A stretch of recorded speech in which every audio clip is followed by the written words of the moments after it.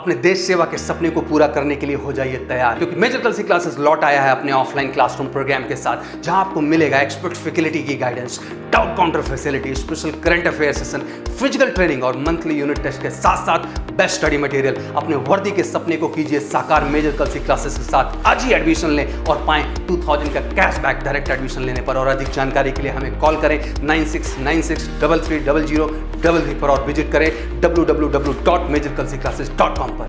जय हिंद स्टूडेंट्स, मैं अंसारी सर एक बार फिर आपके सामने एयरफोर्स एक्स ग्रुप का मॉडल पेपर लेकर तैयार हूं।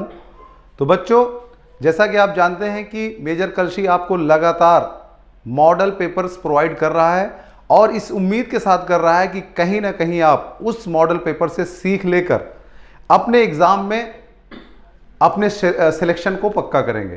तो बच्चों, आइए बिना देर किए हुए हम शुरू करते हैं डिस्कशन मॉडल पेपर पर। जैसा आपके सामने लिखा हुआ है, मॉडल पेपर इंग्लिश, जो कि एयरफोर्स का है।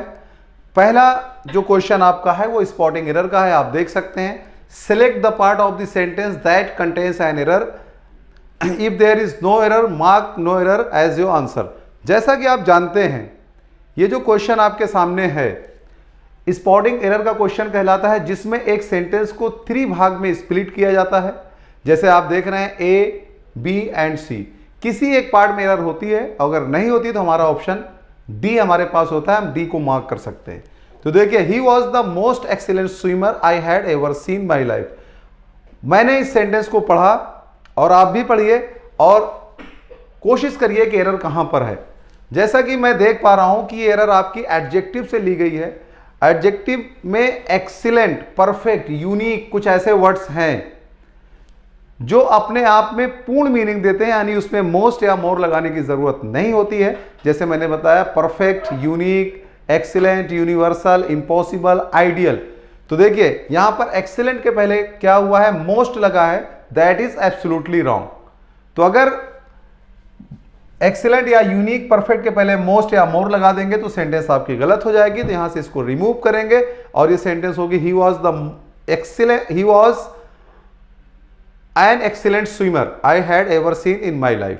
अब आते हैं सेकेंड क्वेश्चन पर, unless you don't study you won't perform well in your exam. Dear students, जैसा कि आप लोगों ने डिस्कशन किया होगा या हम लोग पढ़ाते हैं या किताबों में है कि अनलेस और अनटिल एक ऐसा कंजंक्शन है जो निगेटिव मीनिंग देता है, जिसका मतलब होता है जब तक कि ना, और इसमें ऑलरेडी ना लगा हुआ है, तो यहां पर डोंट लगाने की जरूरत नहीं है। यानी एरर आपकी फर्स्ट पार्ट में है, अनलेस यू स्टडी। तो याद रखिए बच्चों कि अनलेस और अनटिल के साथ कभी भी नॉट नहीं आता। अब आगे बढ़ते हैं, थर्ड क्वेश्चन पर चलते हैं। यह भी आपका स्पॉटिंग एरर का क्वेश्चन है। Rahul is very rich and he gave the beggar a 200 rupees note. देखिए ये क्वेश्चन आपका नाउन बेस्ड है और एरर आपकी सी पार्ट में है। जैसा कि आपने यहां से पढ़ना शुरू किया, Rahul is very rich and he gave the beggar a 200 rupees note.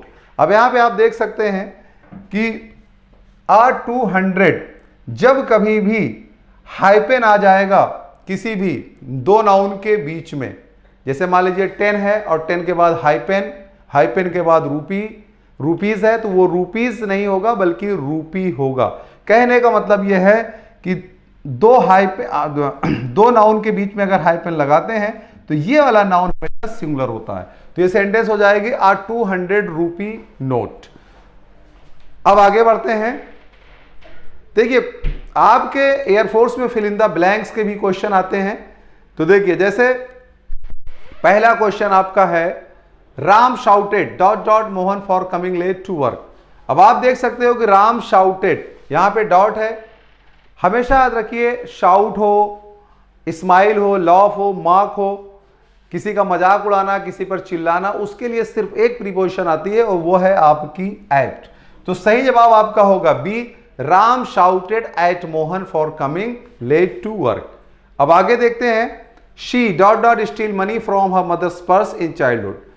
अगर इस सेंटेंस को आप पढ़ते हैं तो इसमें एक चीज आप पाएंगे कि चाइल्डहुड दिया है। चाइल्डहुड का मतलब होता है बचपना, और अगर कोई काम आदमी बचपन में करता था तो ये उसकी आदत को शो करता है।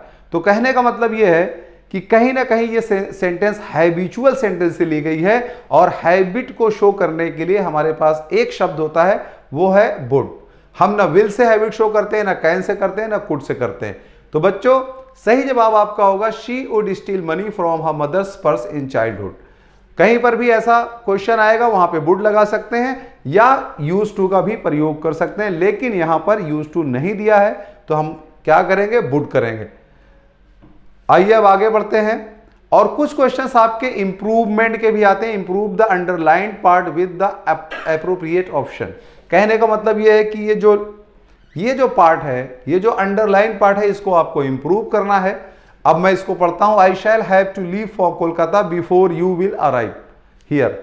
बच्चों हमेशा याद रखो, किसी एक सेंटेंस में दो फ्यूचर का यूज नहीं होता है, एक ही फ्यूचर लगेगा। अब सवाल यह कि कौन से फ्यूचर को हटाएंगे। जैसे यहां पर शैल है, यहां पर विल है, वो उस फ्यूचर को हम लोग हटाते हैं जो कंजंक्शन से शुरू होता है। जैसे यहां पर देखिए बिफोर है, तो बिफोर के बाद वाले विल को हटाएंगे तो सिर्फ अराइव आना चाहिए, क्योंकि सब्जेक्ट आपका यू है। तो I shall have to leave for Kolkata before you arrive here. तो आपका सही ऑप्शन क्या हो जाएगा, बी हो जाएगा। आइए अब आगे बढ़ते हैं। Let us solve this questions on to B. बच्चों ये क्वेश्चन टैग से लिया गया। अगर आपने डिस्कस किया है, क्वेश्चन टैग जो होता है, क्वेश्चन टैग के क्वेश्चंस कैसे होते हैं वो यहां पर दिखाया गया है। और लेटस से अगर कोई वाक्य शुरू होता है, लेटस या लेटस नॉट से, तो उसका एक ही क्वेश्चन टैग होता है, वो होता है शैल बी। तो लेटस सॉल्व दिस क्वेश्चंस, ओंट भी नहीं होगा बल्कि शैल भी होगा। फिर आपको एक बार याद दिला दूं कि लेटस और लेटस नॉट से अगर कोई भी सेंटेंस शुरू होती है तो उसका क्वेश्चन टैग शैल बी होता है। तो आपका option A is the right. अब आगे बढ़ते हैं। Convert the given sentence into its negative form without changing the meaning. कहने का मतलब यह है कि एक सेंटेंस दी गई है और इसको कन्वर्ट करना है नेगेटिव में, इसका मतलब न बदले। तो अगर हम इस सेंटेंस को पढ़ते हैं, एवरीवन मेक्स मिस्टेक्स, इसका मतलब यह है कि सभी गलतियां करते हैं। अब आप नेगेटिव में एक सेंटेंस यहां पे ढूंढते हैं जहां पर इसका मतलब होगा कि सभी गलतियां करते हैं। Let's see, someone does not mistake. अब इसका मतलब हुआ कोई भी मिस्टेक नहीं करता है, नहीं।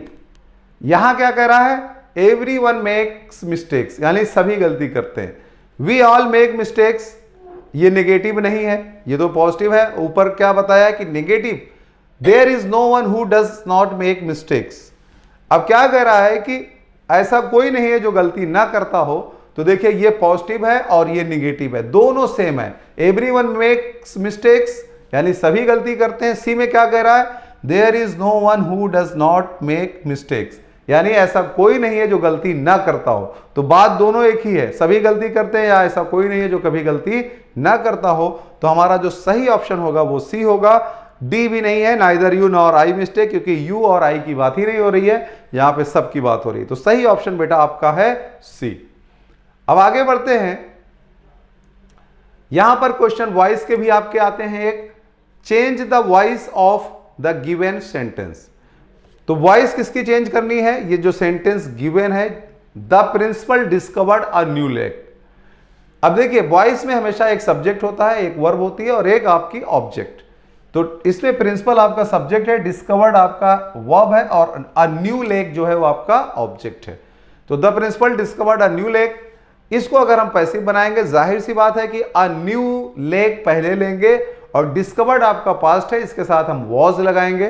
तो देखिए अ न्यू लेक वॉज डिस्कवर्ड, और किसके द्वारा, बाय द प्रिंसिपल। तो अब देखते हैं कि वॉज किस में लगा है। वॉज आपका a new lake was discovered by the principal.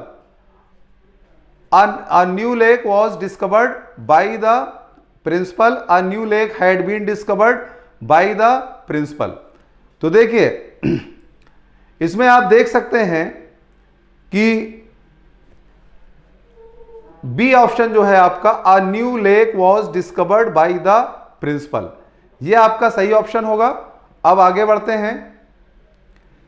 Change the direct speech into the indirect speech. तो बच्चों देखिए, he said to Sita, can you give me this pen. इसको हमें इनडायरेक्ट करना है, यानी कि ये डायरेक्ट स्पीच है। जैसे he asked Sita if she could give him that pain. अब इसको थोड़ा सा समझते हैं कि जब क्वेश्चन मार्क लगा होता है तो हम सेट टू को किस में चेंज कर देते हैं, आस्क्ड में चेंज करते हैं।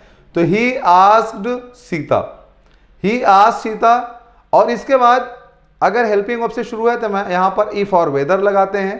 तो यहां पे ही आस्क्ड सीता इफ लगेगा, कैन का कुड हो जाएगा और यू का जो है शी हो जाएगा। यू आपका चेंज होगा किसके अनुसार, सीता के अनुसार। तो सीता आपकी फीमेल है, इसके लिए हम शी लेंगे। तो अब देखते हैं इसमें he asked Sita if she could give him that pain, और दिस का दैट हो जाएगा। तो मेरे हिसाब से जो ये पहला ऑप्शन है ये एकदम सही दिख रहा है, तो हमें बाकी ऑप्शंस को पढ़ने की जरूरत नहीं है, यानी जो आपका ए ऑप्शन है that is correct. He asked Sita if she could give him that pain. तो बच्चों ये था आपका सवाल नंबर 10। अब आगे बढ़ते हैं, सिनोनिम्स और एंटोनिम्स के भी आते हैं। जैसे देखिए, what is the synonym of the word given below. Revealed, reveal का मतलब होता है कोई चीज ओपन करना, किसी चीज का रहस्य उद्घाटन कर देना। तो हम देखते हैं कि इसमें रहस्य उद्घाटन क्या, हिडन का मतलब छुपा लेना होता है, एक्सपोज का मतलब खोल देना होता है, और कंसील्ड का मतलब छुपाना होता है, कवर्ड का भी मतलब छुपाना होता है। तो ये तीनों वर्ड्स इसके एंटोनिम है, लेकिन यहां पर सिनोनिम्स की बात हो रही है, तो हम किसकी बात करेंगे, रिवील्ड और एक्सपोज्ड की। तो इसका बी ऑप्शन आपका एकदम राइट है। अब देखिए, what is the antonym of the word given below. Aggravate, aggravate का मतलब होता है उत्तेजित कर देना, यानी बढ़ा देना, तेज कर देना किसी को। इसका उल्टा कह रहा है, यानी सीधा तो इरिटेट भी हो सकता है, प्रोवोक भी हो सकता है। उल्टा यानी कोई चीज उत्तेजित कर देना, लेकिन उसका उल्टा क्या होगा, शांत कर देना। तो सही जवाब क्या होगा बेटा, काम। तो याद रखिए, एग्रावेट का उल्टा काम होता है, प्रोवोक और इरिटेट आपके सिनोनिम्स हो सकते हैं। अब आगे बढ़ते हैं, find out the correctly spelled word. इसमें एक मिस स्पेल्ड का भी आता है, जो करेक्टली भी हो सकता है और इनकरेक्टली भी हो सकता है। तो यहां पे करेक्टली पूछा गया है। अब देखिए, एम्बैरेसमेंट, एम्बैरेसमेंट, एम्बैरेसमेंट, एम्बैरेसमेंट जानते हैं एक ही वर्ड होंगे, वो 4 जगह लिखे होंगे। इसमें से कौन सा सही है, इस पे बात करते हैं। देखिए, हमेशा याद रखिए कि एम्बैरेसमेंट में 2 आर और 2 एस आते हैं। अब देख लीजिए किसमें 2 आर 2 एस है। एक जगह 2 आर है लेकिन सिंगल एस है, एक जगह 2 आर है 2 एस है, फिर एक सिंगल आर है सिंगल एस है, और फिर नीचे आइए सिंगल आर और डबल एस है। तो सही जवाब आपका क्या है, बी। हमेशा याद रखिए कि एम्बैरेसमेंट, डबल आर और डबल एस, चाहे वो एम्बैरेस्ड होगा या एम्बैरेसमेंट होगा। तो हमारा जो राइट ऑप्शन है वो है बी। अब आगे बढ़ते हैं, choose the correct word for the following. देखिए, ये आपका 1 वर्ड सब्स्टिट्यूशन का क्वेश्चन है, यानी सही वर्ड आपको चुनना है। वन हु मेक्स मैप्स और चार्ट्स, यानी वो लोग जो नक्शा बनाते हैं। नक्शा बनाने वाले को हम लोग कार्टोग्राफर बोलते हैं। क्या बोलते हैं, कार्टोग्राफर। ये देखिए, कार्टूनिस्ट आप जानते हैं जो कार्टून बनाता है, कोरियोग्राफर जो डांस सिखाता है, और क्वायर मास्टर ये भी गाने का मास्टर होता है, यानी जो गाने वगैरह सिखाता है। तो सही जवाब क्या है, कार्टो। ये कार्टून से ही लिया गया है, लेकिन कार्टून अलग चीज है और नक्शा और क्या कहते हैं चार्ट्स वगैरह बनाना अलग चीज है। तो सही ऑप्शन आपका होगा बी। अब आगे बढ़ते हैं, read the following jumbled parts of the sentence and mark your response accordingly bye selecting the correct option. कहने का मतलब यह है कि ये जो सेंटेंसेस हैं ये जम्बल्ड फॉर्म में है, इनको आपको अलाइन करना है ताकि एक मीनिंगफुल पैसेज बन जाए। कहने का मतलब यह है कि अपने सही जगह पर इनको लगाएं जिससे एक मीनिंगफुल पैसेज बने। तो आइए पढ़ते हैं, for which I was slightly above. अब देखिए 4 सेंटेंसेस है, इसमें एक सेंटेंस ढूंढनी है जो कि पहली हो सकती है। अगर हम ऑप्शन पे नजर डालें तो यहाँ पे क्यू क्यू है, यहाँ पे पी पी है, यानी जो पहला ऑप्शन है वो क्यू क्यू और दूसरा ऑप्शन पी पी है। तो जाहिर सी बात है कि या तो क्यू होगा या तो पी होगा, क्योंकि तीसरा ऑप्शन है नहीं। तो क्यू को अगर चेक करते हैं तो I was a little fortunate, ये पहली सेंटेंस हो सकती है। लेकिन अगर पी को चेक करते हैं, फॉर विच आई वॉज, नहीं, पी नहीं हो सकता। तो आपका बी और डी ये दोनों ऑप्शन कट गए। अब सही जवाब आपका किस में है, ए और सी में है। आइए चेक करते हैं, I was a little fortunate.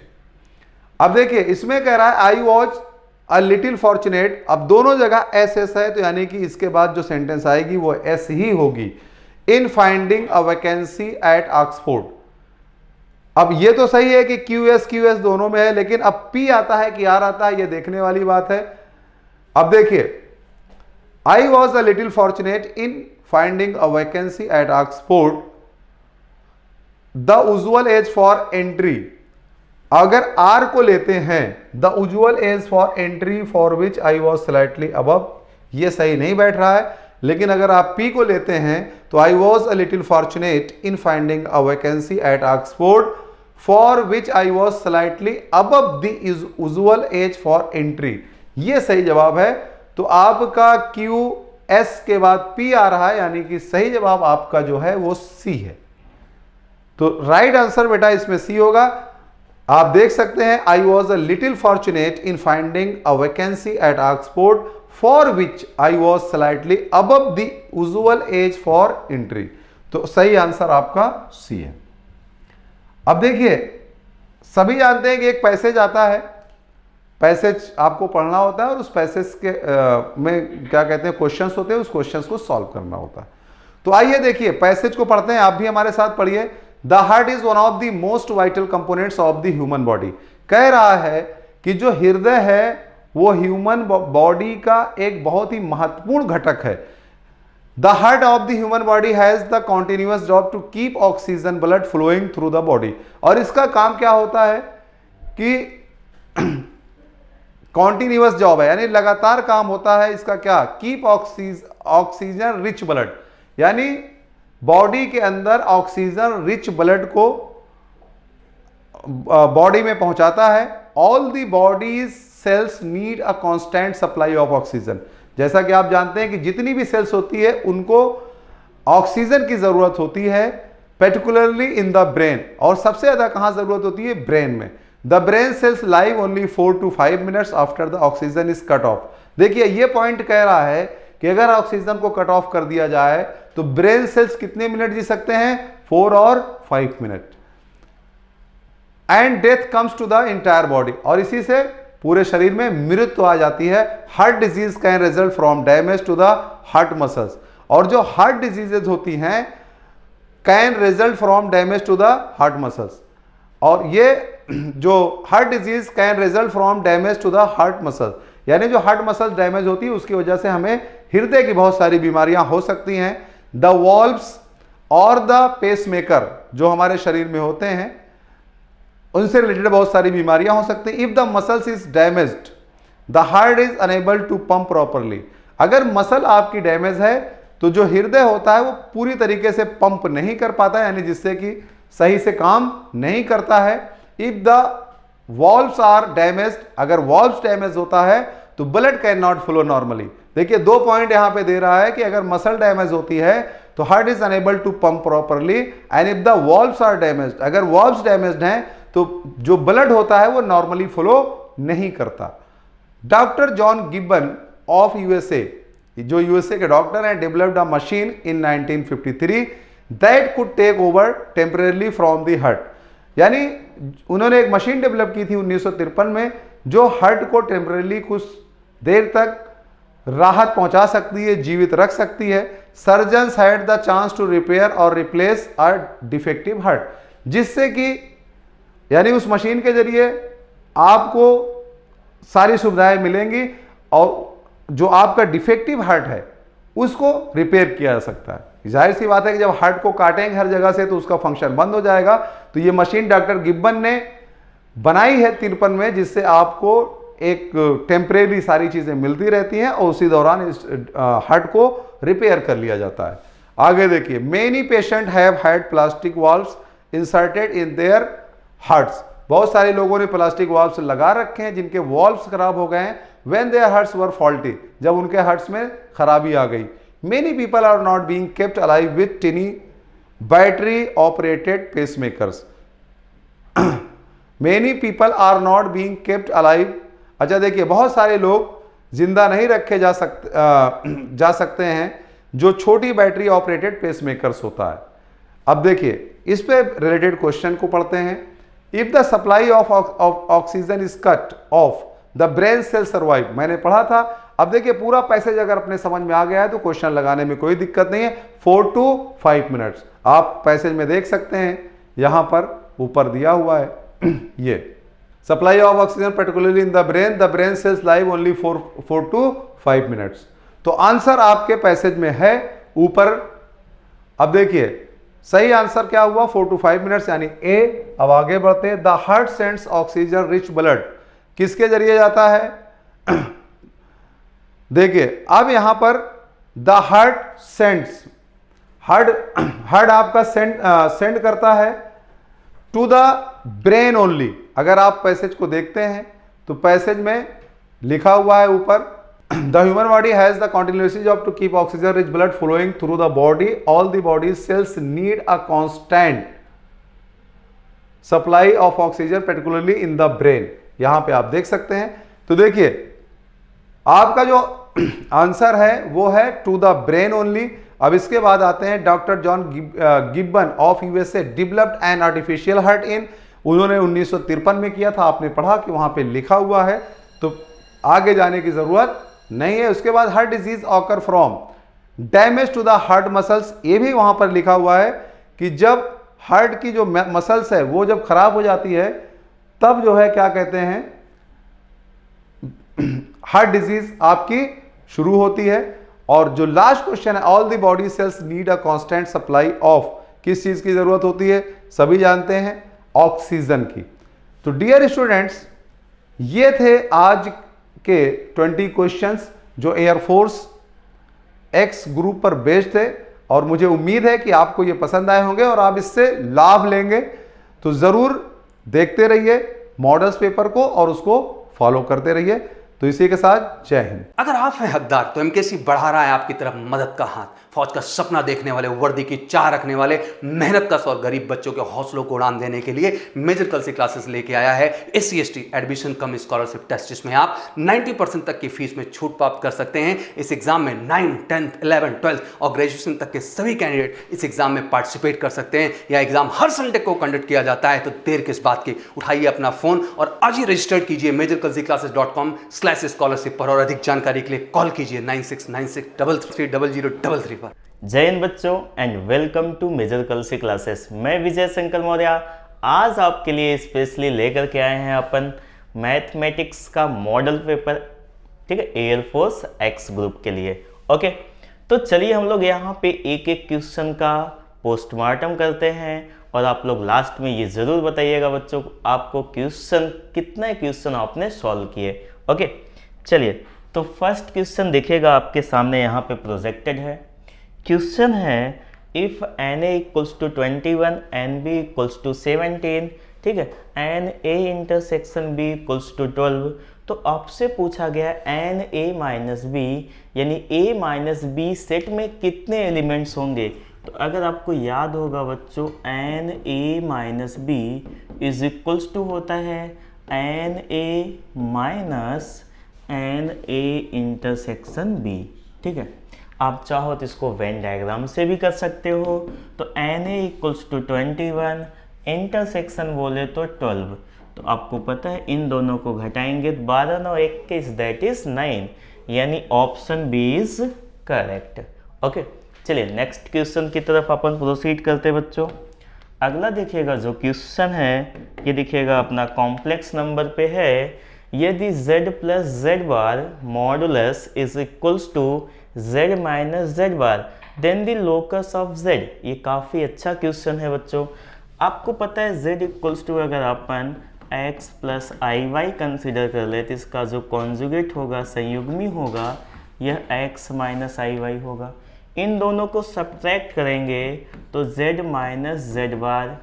तो आप बोलोगे सर इसको सब्ट्रैक्ट करेंगे तो 2IY आ जाएगा। क्या आ जाएगा? 2IY।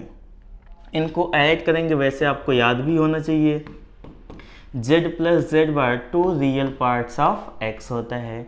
यानी यहाँ पे देखो z plus z bar means 2x, यही होगा, is equals to z minus z bar that is 2IY। Okay, अब आपको पता है इसका मॉडुलस लेंगे तो ये देखिएगा 2x हो जाएगा, मॉड इज इक्वल्स टू हो जाएगा मॉड ऑफ 2y, राइट है। आपको पता है 2 से 2 कैंसिल आउट हो जाएगा, तो x इक्वल्स टू हो जाएगा mod of y, x equals to mod of y, यानी y equals to plus minus x, y equals to क्या हो जाएगा प्लस माइनस एक्स। तो आप बोलोगे सर ये क्या है, एक सरल रेखा युग्म है, एक y इक्वल्स टू एक्स है, एक y is equals to minus X है, that is option A is correct. Okay, अब हम लोग नेक्स्ट क्वेश्चन की तरफ प्रोसीड करते हैं बच्चों। देखिएगा अगला क्वेश्चन जो है क्वाड्रेटिक इक्वेशन, द्विघात समीकरण से है। If alpha beta are the roots of the equation, ठीक है, तो आपको पता है सम ऑफ रूट्स निकाल लो। अल्फा प्लस बीटा बोले तो minus b by a, minus minus plus का 6, product of root alpha beta यानी मूलों का गुणनफल c by a, that is 8। आपसे पूछा गया था alpha cube plus beta cube की वैल्यू बतानी है, तो इसका फार्मूला आपको पता होता है बच्चों, अल्फ़ा प्लस बीटा, अगले ब्रैकेट में अल्फ़ा स्क्वायर, प्लस का क्या होता है आपको, सॉरी माइनस का अल्फ़ा बीटा या प्लस का बीटा स्क्वायर माइनस का अल्फ़ा बीटा लिख ले। ये तो फार्मूला हो गया है। तो आप बोलोगे सर अल्फ़ा प्लस बीटा, अब ध्यान दीजिएगा यहाँ पे alpha square plus beta square के प्लस पे हो जाएगा alpha plus beta whole square minus 2 alpha beta minus alpha beta, यानी अल्फ़ा प्लस बीटा का whole square minus 3 alpha beta, minus 3 alpha beta. सबकी वैल्यू रख दो, अल्फ़ा प्लस बीटा 6, यहाँ पे 6 का स्क्वायर 36 माइनस 8, 8 तरीक कितना हो जाएगा 24, 8 तरीक 24। चलिए तो 6 गुणे यहाँ पे देखिएगा 24 6 30 हो जाएगा, यानी 12 हो जाएगा, सही है। तो यहाँ 12 छंग कितना हो जाएगा 72, तो ये देखिएगा यानी ऑप्शन से is correct. Okay, fast write down करिएगा।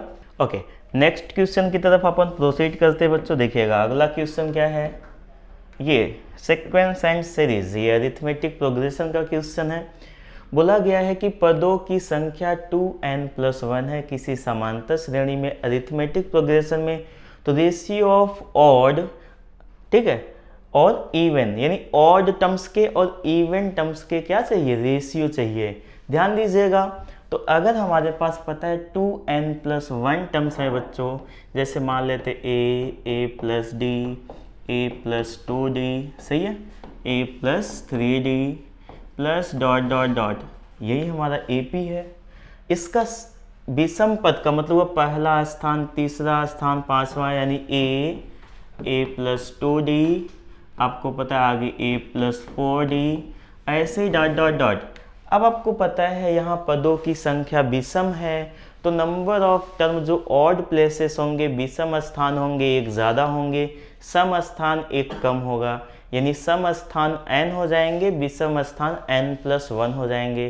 तो आप बोलोगे सर आपने इसे कैसे समझा, तो ये 1 जो है बच्चों उसे रिमूव कर दो, यानी कुल संख्या से 1 माइनस कर दो, जब ऑड हो तो 2n आ जाएगा, उसका हाफ करो, आधा, तो हाफ करोगे उतना क्या हो जाएगा, इवन प्लेसेस हो जाएगा, उसमें 1 ऐड कर दो, ऑड प्लेसेस हो जाएगा। ये देखो n+1 स्थान तक आ जाएंगे, कितना n+1 पदों तक। ऐसे इवन, ये दिखेगा ऑड की बातें कर रहे हैं, ऐसे इवन की बातें करेंगे तो बच्चों आएगा a+d, a+3d एंड ऐसे डॉट डॉट डॉट, कितने टर्म्स तक, n पदों तक, कितने पदों तक, n पदों तक। अब सुनिएगा, इस क्वेश्चन को आप चाहो तो सॉल्व करो या डायरेक्टली आंसर दे सकते हो। हमको रेशियो चाहिए, अनुपात चाहिए, तो ऑड प्लेसेस में कितने टर्म होंगे, n+1 टर्म होंगे, इवन प्लेसेस में यानी सम स्थान में कितने टर्म होंगे, n टर्म होंगे, इनका रेशियो चाहिए, यानी n+1/n आपका राइट आंसर है। तो आप ऐसे इसे खटाक से डायरेक्ट ठोक सकते हो। चलिए नेक्स्ट क्वेश्चन की तरफ अपन बढ़ते हैं, और दूसरा तरीका आपका था फॉर्मूला यूज करिए। चलिए, गोल्डन शब्द के अक्षरों को कितने प्रकार से सजाया जा सकता है जिससे वावेल कभी एक साथ ना रहें, तो चलिए देखते हैं। तो सबसे पहले हम लोग एक साथ ले लेते हैं वावेल्स को, ठीक है, वावेल्स को क्या करें, एक साथ ले लेते हैं। तो पहले कुल कितने बनेंगे, तो आपको पता है टोटल हमारे पास जो होगा 336 यानी फैक्टोरियल 6 हो जाएगा, फैक्टोरियल 6 माइनस बोला गया है कि कभी एक साथ ना रहें, तो क्या करो टोटल माइनस एक साथ रहें, यानी कुल व्यवस्थाओं की संख्या total number of arrange minus that number of arrangement in which both vowels are together. तो यहाँ आप देखिएगा दो वॉवेल्स हैं, एक ओ है और एक क्या है ई है, इन दोनों को गठरी बना लो, साथ में रख लो। तो यहाँ पे देखिए मिल जाएगा कितना, 1 2 3 4 और एक गठरी कितना हो जाएगा 5।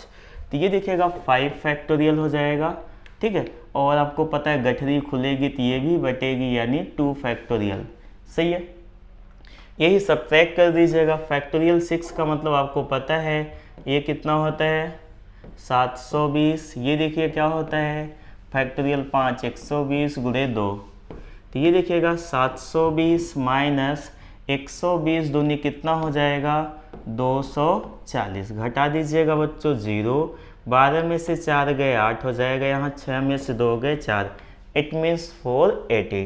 ओके, क्वेश्चन नंबर 6, ये देखिए आपका प्रोबेबिलिटी पर है यानी प्रायिकता पर क्वेश्चन है।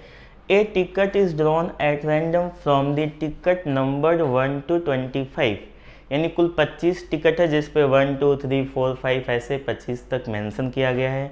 The probability that the ticket has a marking prime number, तो देखिए जो फेवरेबल इवेंट्स होगा वो हमारे पास प्राइम नंबर होंगे। तो आपको पता है प्राइम नंबर होता है 2, फिर क्या होता है 3 5 7, फिर देखिएगा 11 13, फिर हमारा क्या हो जाएगा 17 19, फिर 23, यही होगा हमारे पास प्राइम नंबर।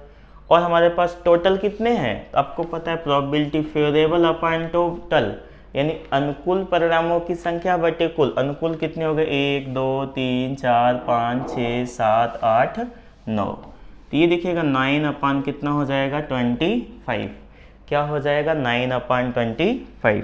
ओके, तो देख लीजिएगा ऑप्शन कौन सा सही होगा, ये देखिएगा डी ऑप्शन इज करेक्ट। देखिएगा fifth term in the expansion T5 24 times क्या दे रखा है थर्ड टर्म के। ओके, तो आपको पता है इसका एक्सपेंशन फोर्थ टर्म्स, यहाँ पे देखिएगा क्या हो जाएगा फोर्थ टर्म आपको मिल जाएगा 11, fifth term 11C4 into X के power 4, okay, is equals to देखिएगा 24, यहाँ पे देखिएगा 11C2, okay, x power 2। Now अब आपको इसे सिंप्लीफाई करना है, तो ऊपर वाले का फैक्टोरियल अपान नीचे वाले का फैक्टोरियल अपान में ऊपर वाले माइनस नीचे वाले का फैक्टोरियल। तो यहाँ आप देखो 11 माइनस 4 कितना हो जाएगा 7 हो जाएगा। ये एक्स स्क्वायर से एक्स स्क्वायर कैंसिल आउट हो जाएगा, एक्स स्क्वायर बचेगा। ये देखिएगा 24 इंटू ऊपर वाले का फैक्टोरियल अपान नीचे वाले का फैक्टोरियल, ऊपर वाले माइनस नीचे वाले का फैक्टोरियल। अब यहाँ पे आप देखिएगा बच्चों 11 फैक्टोरियल कैंसिल आउट हो जाएगा। आपको देखो यहाँ पे क्या मिलेगा, इसका क्रॉस मल्टीप्लाई कर दो तो आपको मिलेगा x square equals to 4 factorial, यानी 4 फैक्टोरियल लिख सकते हैं 4 3 इंटू 2 फैक्टोरियल। यहाँ पे देखिएगा इंटू क्या हो जाएगा 7 फैक्टोरियल डिवाइडेड बाई, यहाँ पे देखिएगा 2 फैक्टोरियल। 9 फैक्टोरियल को अपन लिख सकते हैं 9 इंटू 8 इंटू 7 फैक्टोरियल, और ये पहले से देखिएगा 24 यहाँ पे है। तो आप बोलोगे सर फिर से यहाँ पे वापस कलर चेंज कर लेते हैं अपन, फैक्टोरियल 7 से फैक्टोरियल 7 कैंसिल आउट हो जाएगा, फैक्टोरियल 2 से फैक्टोरियल 2 कैंसिल आउट हो जाएगा। तो यहाँ से देखिए आपको मिल जाएगा एक्स स्क्वायर, यहाँ देखो 4 2 ज़ा 8, 3 3 ज़ा 9, इट मीन्स यहाँ पे देखिएगा 3 2 ज़ा 6, तो 1 अपान क्या हो जाएगा 6 हो जाएगा।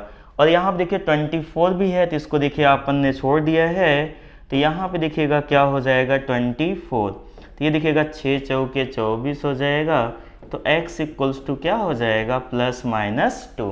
ओके, तो चलिए फटाफट से राइट डाउन करिएगा ऑप्शन कौन सा करेक्ट होगा, ए इज करेक्ट। ये भी आपका बाइनोमियल एक्सपेंशन से ही रिलेटेड है। आपने देखिए एक फॉर्मूला पढ़ा है बच्चों बाइनोमियल में, 1 + x के power n is equals to nc0, ठीक है, plus nc1x plus nc2x² plus dot dot dot last में क्या होता है ncn x पावर n। आपको क्या करना है, इसके दोनों साइड का डिफरेंशिएशन करना है, अवकलन करना है। चलो करते हैं, n x के पावर n -1। क्यों, हमें यहाँ पे देखिए कोफिशिएंट यानी यहाँ पे 1 2 3 मल्टीप्लाई में है, तो जब भी हमको आपका बाइनोमियल कोफिशिएंट के साथ यहाँ पे मल्टीप्लाई में चाहिए तो डिफरेंशिएशन करना होगा। तो यहाँ पे देखिए इक्वल्स टू ये कांस्टेंट 0 हो जाएगा, प्लस यहाँ पे देखिएगा nc1 x का 1 हो जाएगा, प्लस nc2 x² का डिफरेंशिएशन 2x, प्लस ऐसे ही nc3 x³ का differentiation 3x², plus dot dot dot last में आपको क्या मिल जाएगा n आ जाएगा, ncn हो जाएगा और x के पावर n-1, राइट है। तो अब देखिएगा इसके बाद आपको क्या मिल जाएगा यहाँ पे, अब x के प्लेस पे 1 रख देते हैं। जैसे ही आप x के प्लेस पे 1 रखोगे तो 1 + 1 2 के पावर सॉरी यहाँ पे n-1 होगा, तो 2 के पावर n-1। क्यों, n x के पावर n-1 फॉर्मूला होता है। यहाँ पे देखिएगा बच्चों क्या आ जाएगा, nc1 + 2nc2 + 3nc3 क्यों x के प्लेस पे 1 हो गया है, डॉट डॉट डॉट ncn। तो यहाँ पे देखिएगा इसकी वैल्यू क्या आ गई है, n × 2 पावर n-1। ओके, चलिए राइट डाउन करिएगा। नेक्स्ट पे चलते हैं अपन बच्चों। ये देखिएगा आपका है मैट्रिक्स का क्वेश्चन, a और b का मल्टीप्लाई निकालना है। a का ऑर्डर 2 × 3, b का ऑर्डर 3 × 2, यानी जो मिलने वाला है 2 × 2 का मिलेगा। मीन्स ये तो सही हो नहीं सकता है। चलिए, तो अगर ये सही नहीं हो सकता तो होगा कौन सही, ये देखते हैं। अब आपको पता है बच्चों a और b का मल्टीप्लाई करना है। चलो यहाँ पे देखते हैं, फर्स्ट रो फर्स्ट कॉलम, चलो 1 × 1 1, 0 × -2 0, 2 × -3 -6। तो अगर हम लोग इसे सॉल्व करें तो ये हो जाएगा -5। तो फर्स्ट एलिमेंट -5 से ही ऑर्डर 2 × 2, तो यहाँ पे देखिएगा -5 सिर्फ एक में ही है, यही क्या हो जाएगा, सही हो जाएगा। आगे मुझे चेक करने की कोई रिक्वायरमेंट नहीं है। ओके, चलिए अगले क्वेश्चन की तरफ अपन बढ़ते हैं। ये भी देखो बच्चों काफ़ी अच्छा क्वेश्चन है, डिटर्मिनेंट का है। तो आपको करना क्या है, इसको सॉल्व करना और लैम्डा की वैल्यू बतानी है। तो इससे देखो a कॉमन ले लो फर्स्ट रो से, सेकंड रो द्वितीय पंक्ति से b कॉमन ले लो, थर्ड रो से c कॉमन ले लो। जब आप a b c कॉमन ले लोगे तो यहाँ देखो मिलेगा 1 + 1/a, सही है, 1/a, और यहाँ क्या हो जाएगा 1/b। सेकंड से b कॉमन लिए हैं 1/b, 1 + 1/b और 1/b। थर्ड से क्या कॉमन लिए हैं c, तो 1/c 1/c 1 + 1/c equals to आपको क्या दे रखा है, लैम्डा। चलिए, और वैसे भी अगर आप इसके सोल्यूशन की बात करेंगे तो इसका जो सोल्यूशन आता है a b c कॉमन लेने के बाद 1/a + 1/b + 1/c + 1 आता है। फिलहाल a b c को ऐसे ही अपन लिख देते हैं। चलिए, अब देखो R1 change into R1 + R2 + R3 क्या यूज कर रहे हैं, R1 change into R1 + R2 + R3। जैसे ही आप ये करोगे देखो क्या मिल जाएगा, इन सबको ऐड करो तो 1 + 1/a + 1/b + 1/c। यहाँ भी वही हो जाएगा 1 + 1/a + 1/b + 1/c। यहाँ भी यही हो जाएगा बच्चों 1 + 1/a + 1/b + 1/c, सही है। बाकी सब वही सेम होगा 1/b, यहाँ पे देखिएगा 1 + 1/b और 1/b। ये भी ऐसा होगा 1/c 1/c 1 + 1/c। अब आप बोलोगे सर फर्स्ट रो से कॉमन क्या ले लीजिए। हाँ, यहाँ पे देखो 1/a + 1/b + 1/c 0, ये भी देखो 0 हो गया, ये भी 0 हो गया और ये भी 0 हो गया। जब आप इसको अब सॉल्व करोगे बच्चों तो इसकी वैल्यू 1 आएगी, इस पूरे की वैल्यू क्या आती है 1 आती है। तो ABC = लैम्डा हो जाएगा। यानी लैम्डा की वैल्यू की बात करें तो देखिएगा कौन सा ऑप्शन करेक्ट आएगा। तो लैम्डा = ABC, यानी option B is correct. Okay, write down कर लीजिएगा।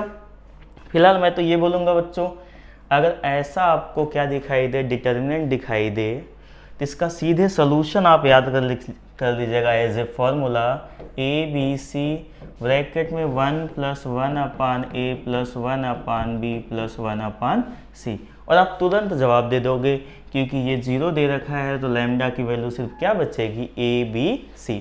ओके, राइट डाउन कर लीजिएगा।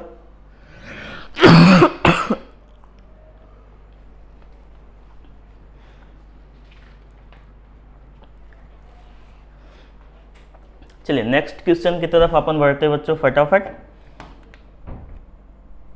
ये देखिएगा आपसे पूछा गया डोमेन, अगर हम लोग इसका डी निकाले बच्चों, इसका b² - 4ac, तो इसका डी देखिएगा नेगेटिव आ रहा है। क्या आ रहा है? नेगेटिव आ रहा है।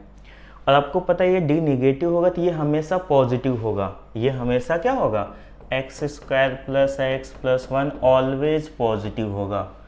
और आपको पता है अंश आपका जो न्यूमरेटर है पॉलिनोमियल है, तो कोई भी पॉलिनोमियल होगा उसका जो डोमेन होगा ऑल रियल नंबर होगा, और ये हमेशा पॉजिटिव होगा तो ये भी हमेशा क्या देगा? All real number. यानी ऊपर और नीचे का दोनों जो पॉलिनोमियल हैं इनके डोमेन ऑल रियल नंबर हैं, सभी वास्तविक संख्याएं। इनका इंटरसेक्शन लोगे तो फाइनली आर आएगा, यानी option C is correct. Okay, चलिए नेक्स्ट पे हम लोग प्रोसीड कर लेते हैं। ये देखिएगा लिमिट का क्वेश्चन है और काफ़ी अच्छा क्वेश्चन है। देखिएगा यहाँ पे हमको क्या करना है, 3x बनाना है, क्योंकि limit x will tends to 0 है। 3 से मल्टीप्लाई कर दिया, 3 से डिवाइड कर दिया। यहाँ पे भी देखिए x बनाना है, तो हमने 5 से मल्टीप्लाई कर दिया, 5 से डिवाइड। क्यों? x कैंसल आउट हो जाएगा। इसकी वैल्यू 1, इसकी वैल्यू 1 हो गई। बचा क्या? उसको लिखो 5/3 कांस्टेंट है, बाहर ले लो।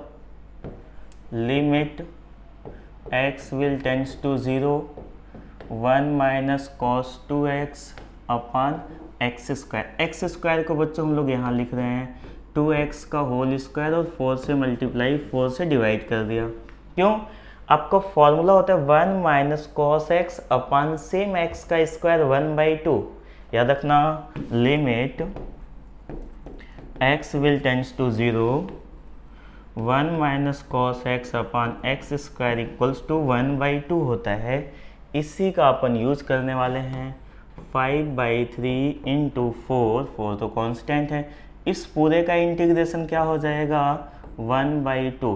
तो आप बोलोगे सर 2 × 2 = 4 हो जाएगा, 5 × 2 = 10, तो 10/3, यानी ऑप्शन कौन सा करेक्ट हो जाएगा?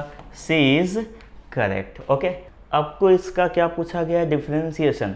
अगर आपने इन्वर्स ट्रिग्नोमेट्री फंक्शन पढ़ा होगा, प्रतिलोम त्रिकोणमिति फलन पढ़ा होगा, तो ये देखिएगा tan 1 3x upon 3x - x³ upon 1 - 3x²। ये होता है बच्चों 3 tan 1 x का फॉर्मूला। किसका? 3 tan 1 x। और हमें क्या निकालना है? dy/dx। 3 × tan 1 x का डिफरेंशिएशन यानी अवकलन, तो 1/1 + x² मीन्स 3/1 + x², यानी ऑप्शन कौन सा करेक्ट होगा? B is correct. ओके, चलिए नेक्स्ट क्वेश्चन की तरफ हम लोग प्रोसीड करते हैं बच्चों। अगला क्वेश्चन क्या है? अगला क्वेश्चन क्या है? f(x) = तो आपको पता है यहाँ इंक्रीजिंग डिक्रीजिंग बताना है, यानी वर्धमान और ह्रासमान बताना है। तो आप क्या करो, इसका डिफरेंशिएशन कर लो।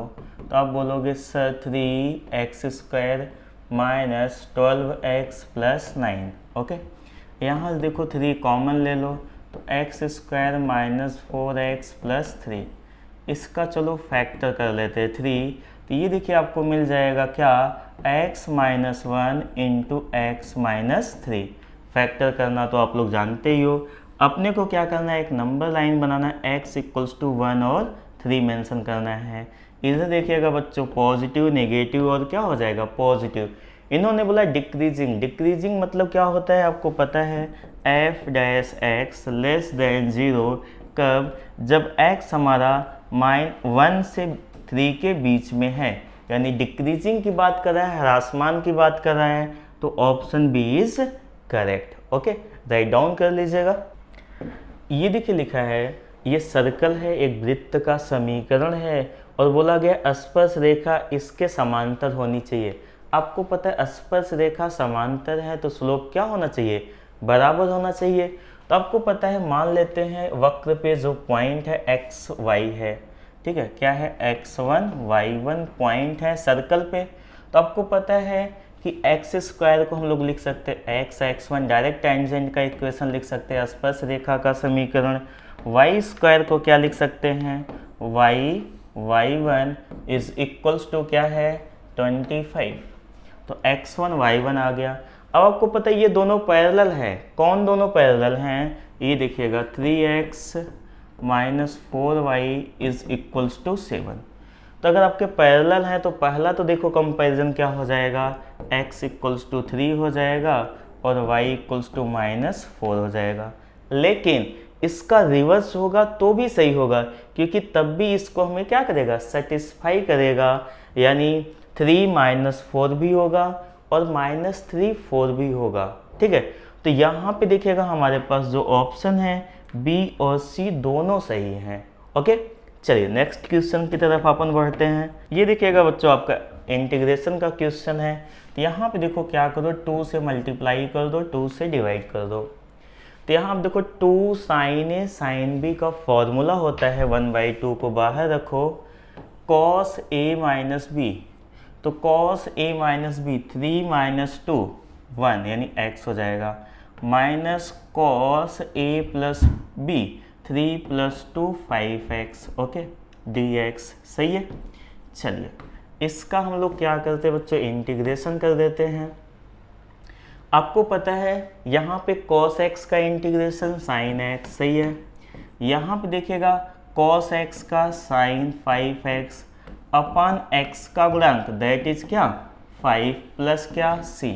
अंदर भेजो 1/2 को, आप बोलोगे सर sin x/2, ये देखिएगा sin है not at, minus sin 5x/5 2 = 10 plus c। तो ऐसा कौन सा ऑप्शन दिखाई दे रहा है, अब बोलोगे sir option D is correct. ये डिफिनिट इंटीग्रेशन, निश्चित समाकलन। अब आपको क्या करना है, इस लिमिट को ब्रेक करना है, क्योंकि साइन फर्स्ट और सेकंड क्वाड्रेंट में पॉजिटिव होता है, थर्ड फोर्थ में नेगेटिव होता है। तो 0 से 4 में पॉजिटिव होगा तो पॉजिटिव साइन ले लीजिएगा, माइनस नेगेटिव साइन लेना है कहाँ से, पाई से 2π में। तो यहाँ आप देखिएगा -sin x dx। Okay, sin x का इंटीग्रेशन -cos x होता है, आप सभी जानते हो। 0 से पाई माइनस sin x का -cos x तो minus minus plus cos x limit pi से कहाँ तक 2π। अब क्या करना है, upper limit minus lower limit, तो minus cos pi minus minus plus cos 0। Okay, plus यहाँ पे देखिएगा cos 2π माइनस cos π। ओके, चलिए सॉल्व कर लेते हैं इसे। तो cos π आपको पता है -1 होता है, माइनस माइनस प्लस का 1 हो जाएगा, cos 0 की वैल्यू 1। तो यहाँ पे देखो प्लस को रिमूव कर देते हैं, प्लस यहाँ पे देखिएगा cos 2π, आपको पता है cos 2π दैट इज 0। तो cos 2π की वैल्यू कितनी होगी 1, cos π की -1 तो माइनस माइनस प्लस का 1, तो 2 + 2 दैट इज 4। यानी ऑप्शन कौन सा करेक्ट होगा, D is correct. Differential equation अवकल समीकरण का क्वेश्चन है, और ये ध्यान दीजिएगा बच्चों लीनियर डिफरेंशियल इक्वेशन है। देखिएगा dy/dx + y। तो आपको पता है यहाँ से हमको क्या करना है, सबसे पहले इंटीग्रेटिंग फैक्टर निकालना है। ठीक है, तो यहाँ पे देखिए हम लोग IF कैसे निकालते हैं, इंटीग्रेटिंग फैक्टर e के पावर p dx। आपको पता है py इक्वल्स टू q होता है, क्यों लीनियर डिफरेंशियल इक्वेशन होता है dy over dx plus py equals to q। चलिए तो यहाँ आप देखिएगा p की वैल्यू 1 है, dx 1 का x के रिस्पेक्ट में इंटीग्रेशन करेंगे x आ जाएगा। यहाँ आप देखिए इंटीग्रेटिंग फैक्टर सोल्यूशन क्या होता है, y into integrating factor is equals to integrating factor into q dx।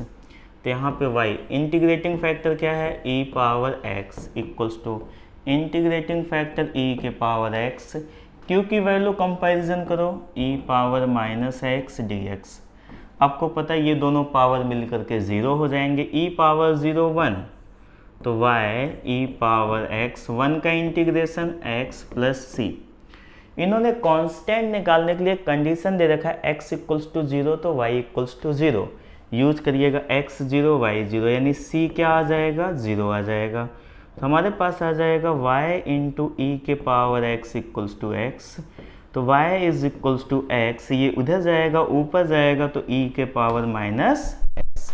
That is option कौन सा करेक्ट हो जाएगा, d is correct. cos 90 plus theta, तो cos 90 प्लस थीटा आपको पता है माइनस साइन थीटा होता है, sec 360 minus theta sec theta हो जाएगा। यहाँ पे देखिएगा आपको क्या मिल जाएगा, tan 180 minus theta minus tan theta divided by sec 270 minus theta that is 360, that is here sec theta. sec 360 means यहाँ पे हो जाएगा 2 इंटू 360, तो 720 minus theta that is sec theta into sine 540 plus theta that is here minus sine theta, that is here minus common ले लेंगे तो cot 90 minus theta that is minus tan theta. तो ये देखिएगा माइनस tan थीटा से minus tan theta cancel out, minus sine theta से minus sine theta, sec theta से sec theta cancel out. Finally answer क्या आ जाएगा, 1 आ जाएगा। ओके, ये काफ़ी अच्छा क्वेश्चन है। Sec square theta 1 plus tan square theta लिखो, तो tan स्क्वायर थीटा, थीटा बोले तो tan इनवर्स 2, याद रखिएगा इस टाइप के क्वेश्चन को, प्लस कोसेक स्क्वायर थीटा को लिखिए 1 प्लस कॉट स्क्वायर थीटा, तो यहाँ पे यूज कर लेते हैं 1 प्लस कॉट स्क्वायर थीटा। यहाँ आप देखिएगा कॉट स्क्वायर थीटा बोले तो cot inverse 3, cot inverse 3। Okay, अब ध्यान दीजिएगा इसकी वैल्यू निकालनी 1 प्लस, आपको पता है इस पूरे का होल स्क्वायर है tan इनवर्स 2 बराबर 2, 2 का होल स्क्वायर दैट इज 4। यहाँ पे देखिएगा प्लस का 1, 3 का होल स्क्वायर कॉट से कॉट कैंसल आउट हो जाएगा 9, तो यहाँ पे देखिएगा 9 plus 6 15, that is answer D is correct. ये देखिएगा यहाँ पे आपका यदि लिखा हुआ है। ओके, तो यहाँ देखो बोला गया है कि अगर ये हमारे पास कोलिनियर हो, एक स्ट्रेट लाइन में हो, एक सरल रेखा में हो, तो आपको पता है ए बी का जो स्लोप है वो बी सी के स्लोप के बराबर होना चाहिए। ए बी की प्रवणता बी ए की प्रवणता के बराबर होना चाहिए। लिखिए y2 माइनस y1, तो यहाँ पे देखिएगा क्या आ जाएगा, b square minus 0 upon x2 minus x1, 0 minus a square is equals to, यहाँ देखो y2 minus y1, 1 minus b square upon 1 minus 0 that is 1।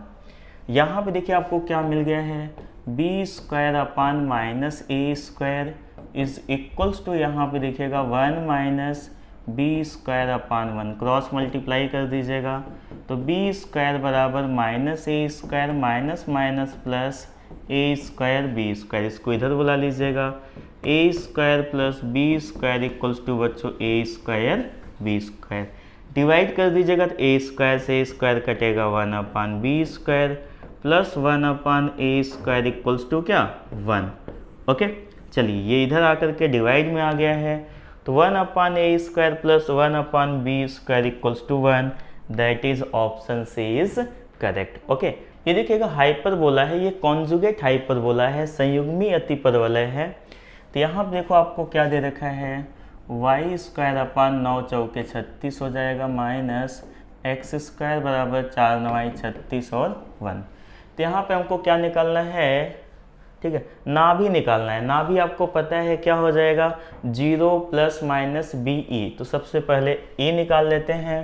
तो आपको पता है ए स्क्वायर बराबर बी स्क्वायर ई स्क्वायर माइनस 1, ऐसा ही होगा।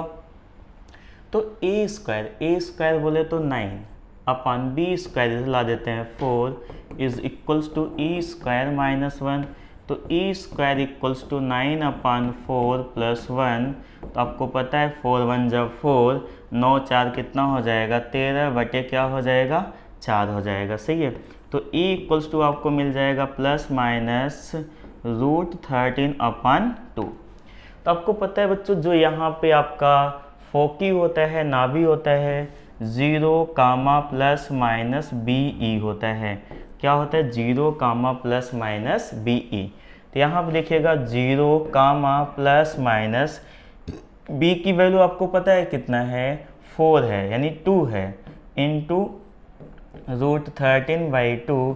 तो आप बोलोगे सर 2 से 2 कैंसल आउट हो गया, यानी option B is correct. Okay, ये देखिएगा हमारा वेक्टर पे बेस्ड क्वेश्चन है।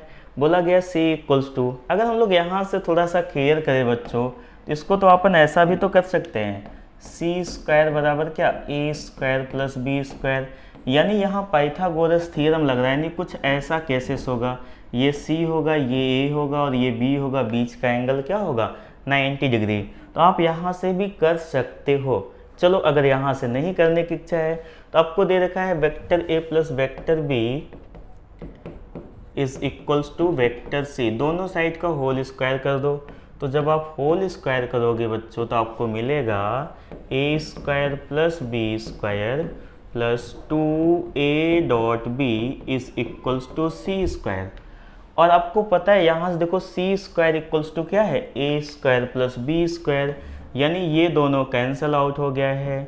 2a dot b means a b cos theta equals to 0। तो आपको मिलेगा cos थीटा इक्वल्स टू 0, तो थीटा इक्वल्स टू 9। तो ये 90 हो जाएगा।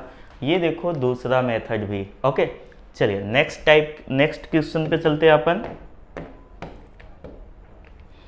3D का क्वेश्चन है बच्चों।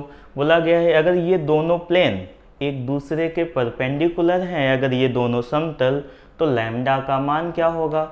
आपको पता है ऐसे केसेस के लिए आप जानते हो a1 a2 plus b1 b2 plus c1 c2 equals to क्या, 0। चलो x के कोफिशिएंट का मल्टीप्लाई करो, a1 a2 2 into 1 2, b1 b2 4 2 जा -8, -4 है तो -8, 3 इंटू लैम्डा तो प्लस का 3 लैम्डा इक्वल्स टू क्या, 0। परपेंडिकुलर का ये कंडीशन होता है। तो आप बोलोगे sir 2 -8 plus 3 lambda equals to 0। तो यहाँ आप देखिएगा -6 plus 3 lambda equals to 0।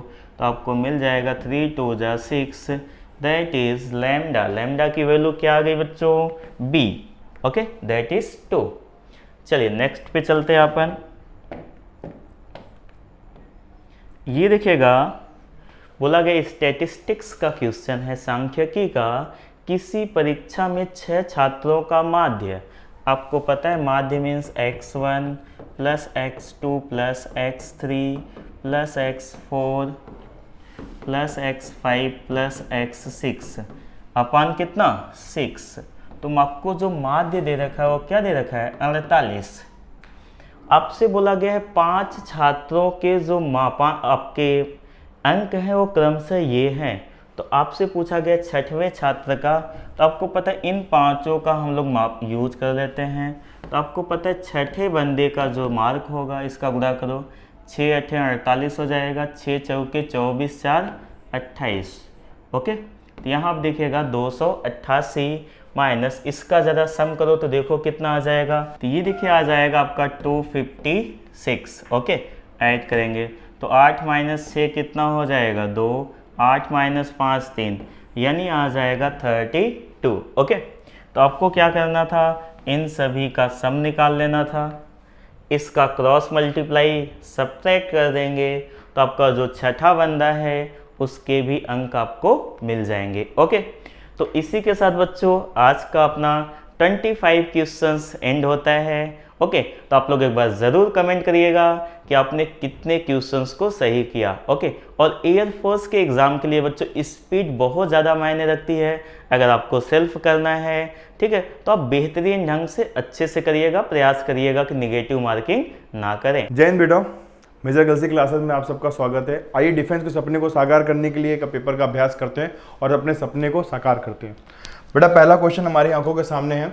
Light year is the unit of distance, time, intensity of light और मास। प्रकाश वर्ष किसकी इकाई होता है? दूरी की, समय की, प्रकाश की तीव्रता की, द्रव्यमान की। तो मैं अच्छे से पता होता है लाइट ईयर का मतलब होता है एक प्रकाश द्वारा एक वर्ष में चली गई दूरी को प्रकाश वर्ष कहते हैं।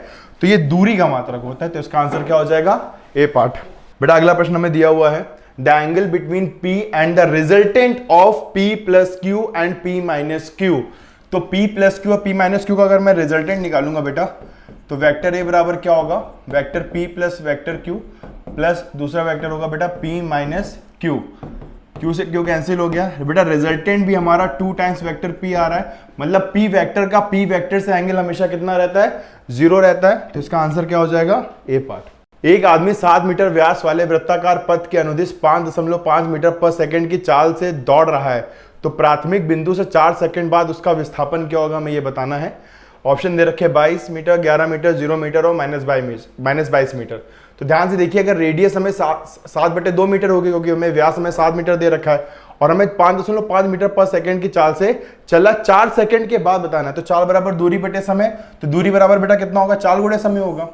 तो चाल कितनी दे रखी है? 5.5 और समय कितना दे रखा है? 4। तो अगर आप यहाँ निकालेंगे तो दूरी कितनी आएगी? 22 मीटर। और उसकी त्रिज्या कितनी है? 7/2 मीटर है। तो एक सरकमफ्रेंस निकालिए, उसकी एक परिधि निकाल लेते हैं, 2πr। 2π का मान बेटा कितना होता है? 22/7 होता है। बेटा r कितना होगा क्वेश्चन में? 7/2 होगा। तो 7 कट गया, 2 से 2 कट गया, कितना आ गया? 22 मीटर। तो एक बात ध्यान से देखिए, तो 4 सेकंड में 22 मीटर तय कर रहा है और इस वृत्त की परिधि भी 22 मीटर आ रही है। तो इसका मतलब ये होगा वो कण जहां से शुरू हुआ है वहीं पे लौट के आ गया है, तो विस्थापन कितना आएगा बेटा? इसका 0 मीटर आ जाएगा। क्या क्लियर हुई मेरी बात? बेटा अगला प्रश्न दिया हुआ है, 100 मीटर की दूरी पर स्थित एक बिंदु से बंदूक को से चिड़िया पर निशाना लगाना है। यदि बंदूक की गोली 500 मीटर पर सेकंड के वेग प्रदान कर सकती है, तो व्यक्ति द्वारा बंदूक को चिड़िया से कितने ऊपर साधना पड़ेगा? मतलब हमें चिड़िया को मारे डालना है। तो ध्यान से सुनिए, गोली की वेग दे रखा है 500 मीटर पर सेकंड और चिड़िया जो है वो 100 मीटर दूरी पे। तो चाल बराबर दूरी बटे समय होता है बेटा। चाल कितना आएगा? 500, दूरी कितना होगा बेटा? 100, समय कितना होगा? t। तो बेटा t यहां से कितना आ गया? 1/5 सेकंड। t 1/5 सेकंड होगा। तो हमें बंदूक को कितना ऊपर साधना है हमें ही बताना है। तो बेटा h बराबर कितना होगा? हाफ GT² होगा। ठीक है, तो g का मान कितना होगा? 10, t का मान कितना है? 1/5 कितना आएगा बेटा? 1/25 मीटर में चल रहा है अभी। तो क्या है? 2 पंचे 10, 5 पंचे 25। तो 1/5 मतलब कितना होता है? 0.2 मीटर। 0.2 मीटर का मतलब क्या होता है? 20 सेंटीमीटर। तो इसका आंसर क्या हो जाएगा बेटा? B part. देखिए बेटा अगला प्रश्न क्या कह रहा है हमसे, A raindrop of mass 0.1 gram is falling with uniform speed of 10 centimetre पर सेकंड। ध्यान दीजिए, एक समान चाल, यूनिफॉर्म स्पीड 10 सेंटीमीटर पर second, what is the net force acting on the drop. तो न्यूटन के द्वितीय नियम के अनुसार बेटा हमें पता होता है F बराबर क्या होता है? ma, और एक बराबर क्या होता है? dv/dt। और अगर ये यूनिफॉर्म स्पीड है यानी एक समान चाल है, तो त्वरण कितना होगा? 0। अगर त्वरण 0 होगा तो बेटा बल कितना आएगा? m × 0। तो आंसर क्या आएगा? 0। बहुत सारे बच्चे करेंगे mg लगा देंगे, वो गलत आंसर होगा, वो हमें सॉल्व नहीं करना है। तो a बराबर क्या हो जाएगा? a बराबर 0 आ जाएगा और बेटा f बराबर क्या आएगा? 0, क्योंकि a बराबर dv/dt से यूनिफॉर्म स्पीड है, तो त्वरण हमेशा क्या रहेगा? 0 रहेगा। A force capital F 5i cap plus 6j cap minus 4k cap acting on a body produces a displacement of s equal to 6i cap plus 5k cap. हमें क्या बताना है बेटा? इसमें वर्क डन बताना है। तो ध्यान से सुनिए, W बराबर क्या होता है बेटा? F.S होता है। तो बेटा वेक्टर F कितना दिया हुआ है हमें? 5i cap plus 6j cap minus 4k cap dot vector S बेटा कितना दिया हुआ है? 6 i कैप। देखिए ध्यान दीजिए वहाँ पे j नहीं है तो क्या लिख देंगे 0 j cap plus 5 k cap. तो इसका गुणनफल कर देंगे बेटा। तो w बराबर कितना होगा 5 into 6 plus 6 into 0 minus 4 into 5। ध्यान से देखिए 5 6 या 30 होता है, ये 0 होगा -20। तो आंसर कितना आ जाएगा 10 जूल। तो इसका आंसर आएगा बेटा 10 इकाई। तो इसका आंसर होगा last part. Are you getting my point? Simple सा F.S हुआ है बेटा। अगला प्रश्न दिया हुआ है when a body moves on a circular path with a constant speed. Options are no work is done on it, no acceleration is produced in the body, no force act on the body or none of this. ठीक है, अगर कोई भी कण अगर circular path पे चक्कर लगा रहा है, कोई भी कण सर्कुलर पाथ पे चक्कर लगा रहा है, ठीक है, और कांस्टेंट स्पीड से लगा रहा है, तो उसके पास एक ही बल होगा। कौन सा बल होगा? सेंट्रीपिटल फोर्स होगा। वो भी कहाँ पे लगेगा? उसके केंद्र की ओर लगेगा। और बेटा यहाँ पे बल और वेग के बीच का कोण कितना है? 90 डिग्री है। और बल और वेग के बीच का कोण हमेशा 90 डिग्री होता है। तो हमेशा याद रखिएगा कार्य कितना रहता है? शून्य रहता है। तो इसका आंसर होगा A part. No acceleration is produce, गलत दे रखा है। नॉर्मल एक्सेलरेशन मतलब अभिलंब त्वरण होता ही है। No force acted on the body, ये भी गलत दे रखा है। अभिकेंद्र बल लगता ही लगता है। तो इसका आंसर क्या हो जाएगा? ए पार्ट हो जाएगा। ठीक है।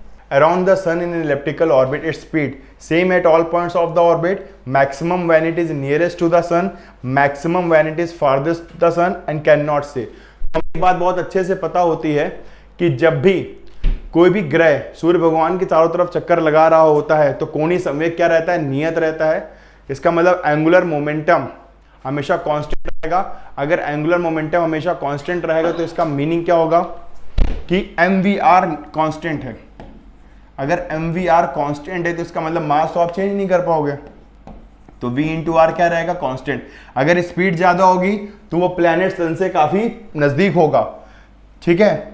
और अगर स्पीड बहुत कम होगी तो इसका मतलब वो प्लैनेट सन से काफी दूर होगा। क्योंकि यहाँ पे बेटा क्या है? r बराबर क्या है? k/v है। ठीक है।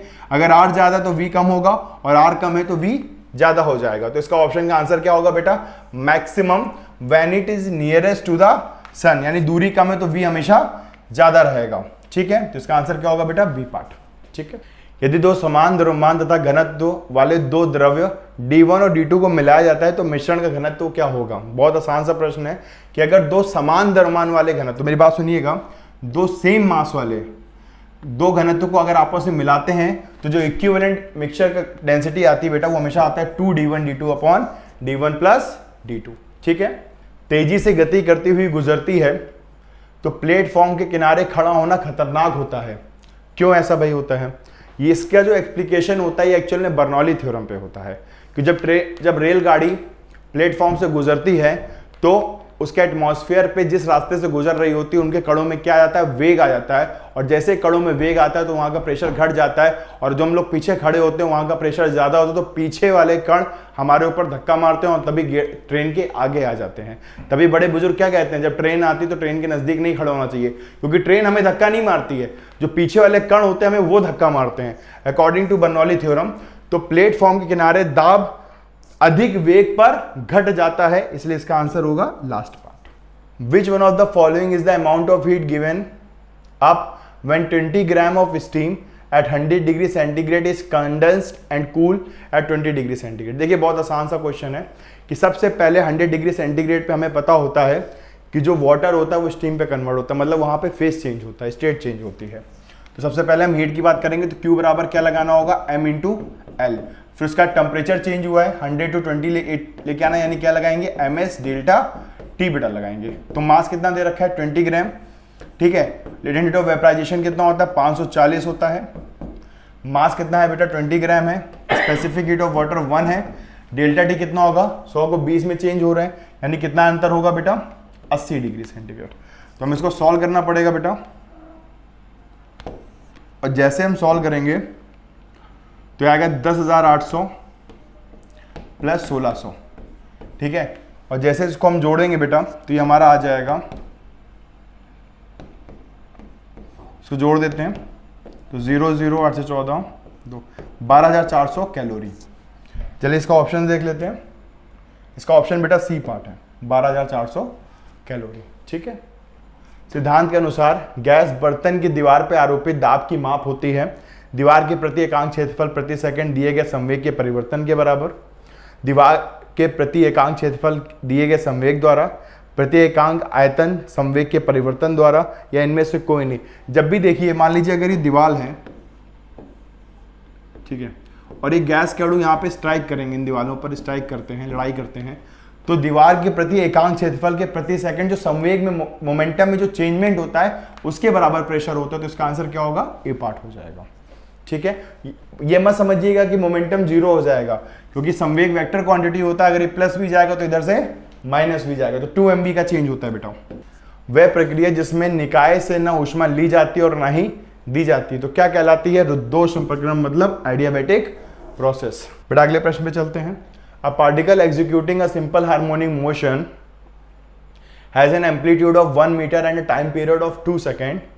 The velocity when a displacement being is 0.5 metre. ठीक है, तो बेटा ये फॉर्मूला हमें पता होता है, v बराबर omega times under root of a square minus x square. तो बेटा ओमेगा कैसे निकालेंगे? टाइम पीरियड 2 सेकेंड दे रखा है, तो 2π/2 अंडर रूट ऑफ a कितना है, एम्पलीट्यूड दे रखा है 1, यानी 1 का स्क्वायर होगा। बेटा x कितना है? 0.5 पे निकालना है, 0.5 का स्क्वायर। देखो 0.5 को 1/2 लिख दो, जल्दी हो जाएगा। तो 2 से 2 कट जाएगा, पाई आया 1/2 1/4, तो यहाँ पे आएगा √3/2। जब इसको हम सॉल्व करेंगे बेटा, ये तो 2.72 मीटर पर सेकेंड आ जाएगा, 2 मीटर पर सेकेंड। ठीक है, तो इसका आंसर आएगा बेटा ए पार्ट। ठीक है, तो इसका आंसर होगा ए पार्ट। हवा में ध्वनि तरंगे सदैव होती हैं, अनुदैर्घ्य, अनुप्रस्थ, अपरागामी, विद्युत चुम्बकीय। बेटा अगर एयर में साउंड वेव की बात हो रही तो हमेशा लॉन्गिट्यूडिनल होंगी, मतलब अनुदैर्घ्य होती हैं। ठीक है, अपरागामी तरंगों के लिए निम्नलिखित में से कौन एक सही है? इसका निर्माण 2 समान तथा विपरीत समतल प्रगामी तरंगे के अध्यारोपण से होता है। इसका निर्माण 2 समान तथा समान दिशा वाली समतल प्रगामी तरंगों के अध्यारोपण से होता है, या उनमें से कोई नहीं, उपरोक्त में से कोई नहीं, इनमें से कोई नहीं। देखिए मेरी बात सुनिए, जब भी स्टेशनरी वेव की बात होती है तो जब 2 वेव एक समान चाल से विपरीत दिशाओं में आती हैं तभी स्टेशनरी वेव बन सकती है, वरना नहीं बनेगी। तो इसका आंसर क्या होगा? ए पार्ट होगा। बेटा अगला प्रश्न दिया हुआ है, निम्नलिखित राशियों में से किसका मान मात्रकों की सभी पद्धतियों में समान होता है? गुरुत्वीय त्वरण, विशिष्ट गुरुत्व, दाब और घनत्व। देखिए अगर हम पद्धति बदलते चले जाएंगे, अगर मीटर पर सेकंड से हम सेंटीमीटर पर सेकंड में आए, या मीटर पर सेकंड स्क्वायर सेंटीमीटर पर सेकंड स्क्वायर में आ जाए, तो वैल्यू भी हमारी बदलती है, लेकिन सिर्फ एक ही चीज़ है, यानी स्पेसिफिक डेंसिटी यानी विशिष्ट गुरुत्व, वो हर पद्धति में समान रहेगा, उसमें कोई भी बदलाव नहीं आएगा। इसलिए हमारा आंसर क्या आ जाएगा बेटा? B part. ठीक है, आवेशन की क्रिया में एक पदार्थ से दूसरे पदार्थ में स्थानांतरण होता है। जब भी कोई चार्ज पार्टिकल चार्ज होता है तो क्या ट्रांसफर होता है? प्रोटॉन तो हो नहीं सकते, न्यूक्लियस के अंदर है, न्यूट्रॉन तो वैसे उदासीन बैठे हुए हैं, तो एक ही चीज ट्रांसफर होती है, दैट इज बी पार्ट, यानी इलेक्ट्रॉन्स। एक साबुन के बुलबुले को 16 वोल्ट तक आवेशित किया गया, यदि गोले की त्रिज्या की दूरी आधी कर दी जाए, ठीक है, it is radius is double, sorry 2 गुना कर दी जाए, तो नया विभव क्या होगा? अ सोप बबल, चलो क्वेश्चन फिर से, a soap bubble is charged to a potential of 16 volt, its radius is then double, the potential of the bubble now will be, देखिए अगर रेडियस डबल कर रहे हैं यानी पोटेंशियल क्या होगा हमारा? आधा हो जाएगा। किस फॉर्मूले से? V बराबर KQ/R से। अगर R बढ़ जाएगा तो हमारा विभव घट जाएगा, तो 16 का आधा कितना होता है बेटा? 8 वोल्ट होगा, तो इसका आंसर क्या आ जाएगा? B part. The length and area of the cross section of a conductor is double, its resistance will be. देखिए रेजिस्टेंस का बेटा जो सूत्र होता है वो होता है R इक्वल टू ρL/A। अगर लेंथ डबल कर रहे हो, एरिया भी डबल कर रहे हो, तो कोई भी चेंजमेंट नहीं आएगा, वो हमेशा क्या रहेगा? Unchange. Which of the following is correct? 1 unit of electric power is consume. बेटा जब भी देखिए 1 यूनिट की बात आती है, 1 यूनिट का मतलब होता है 1 किलोवाट आवर। इन चारों ऑप्शन में जिसमें 1 किलोवाट आवर आ रहा होगा वही हमारा आंसर होगा। लास्ट पार्ट देखिए, करंट देखिए कितनी दे रखी है? 10 एम्पियर। वोल्टेज कितना दिया हुआ है? 100 वोल्ट दे रखा है। कितने घंटे में 1 दे रखा है, तो हमारा कितना आ गया? ये वॉट आर जो हमारा आ रहा है वो आ रहा है 1000 वॉट आर, और हमें क्या निकालना है? 1 किलो वॉट आर निकालना, तो क्या आ जाएगा हमारा बेटा? 1000 divide by 1000 kilo watt R, तो हमारा आंसर क्या आ जाएगा? 1 किलो वॉट आर। और 1 किलो वॉट आर को क्या बोलते हैं हम लोग? 1 यूनिट बोलते हैं, तो इसका आंसर क्या हो जाएगा? लास्ट पार्ट हो जाएगा। क्वेश्चन नंबर 24 में कह रहा है एक अनंत लंबाई के धारावाही चालक तार के द्वारा किसी बिंदु पर क्षेत्र की दिशा होती है, धारा के समांतर होती है, कि धारा के विपरीत होती है, कि तार के किसी बिंदु से खींची गई लंबवत रेखा के अनुदिश होती है, कि चालक के तार तथा दिए गए बिंदु के समतल के लंबवत होती है। तो हमेशा याद रखिएगा जब भी अनंत लंबाई यानी इनफाइनाइट वायर की बात होगी तो चालक के तार तथा दिए गए बिंदु के समतल के लंबवत होती है, इसलिए इसका आंसर क्या हो जाएगा? लास्ट पार्ट होगा। बेटा अगला प्रश्न दिया हुआ है निम्नलिखित में से कौन सा उपकरण भंवर धाराओं का उपयोग नहीं करता है? वैद्युत ब्रेक, प्रेरित गति, ट्रांसफार्मर या विक्षेप धारा मापी। ये वाला प्रश्न बहुत सारे बच्चे गलत करते हैं बेटा कि निम्नलिखित में से कौन सा उपकरण भंवर धारा मतलब एडी करंट्स का प्रयोग नहीं करता है? वो होता है ट्रांसफार्मर। तो इस क्वेश्चन का आंसर क्या आएगा? C part. ठीक है, मैं आशा करता हूं कि ये पेपर आपके लिए बहुत लाभदायी होगा। धन्यवाद। आपकी बेस्ट फ्रेंड किताबें होती हैं जो आपका करियर बनाती हैं और आपके ड्रीम्स को पूरा करती हैं। इसलिए मेजर कल सी क्लासेस लेकर आया है रक्षा क्षेत्र के सभी परीक्षाओं की संपूर्ण तैयारी के लिए एमकेसी पब्लिकेशन की तरफ से बेस्ट स्टडी मटेरियल जो कि सेना द्वारा प्रेस्क्राइब्ड लेटेस्ट पैटर्न पर आधारित है, जिसमें आपको मिलेगा आसान भाषा में explanation, chapter wise question paper और ढेर सारे क्वेश्चन के कलेक्शंस, ढेर सारे शॉर्टकट और ट्रिक के साथ साथ क्वेश्चन को इजी, मीडियम और हार्ड लेवल में बांटा गया है। लास्ट 5 ईयर के क्वेश्चन को चैप्टर और टॉपिक वाइज मेंशन किया गया है जो कि आपके 100% सफलता को सुनिश्चित करेंगे। तो देर किस बात की, तो आज ही ऑर्डर कीजिए अपनी डिफेंस प्रिपरेशन की बुक dlp.majorkalsiclasses.com से और कॉल कीजिए 9696330033 पर।